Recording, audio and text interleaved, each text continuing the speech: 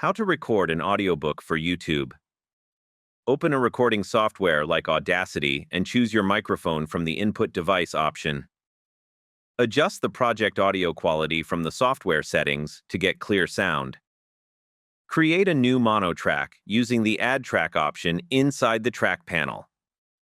Wear headphones and move the input level control while watching the volume meter. Click the record button in the software and start reading the audiobook clearly. Use the pause or stop control when you need to rest or fix a mistake. Select unwanted parts using the selection tool and delete them from the track. Apply noise reduction from the effects menu to clean background sound. Use compression and normalize options to balance and smooth the voice. Export the audio file and add it to video software before uploading to YouTube. Thank you for watching.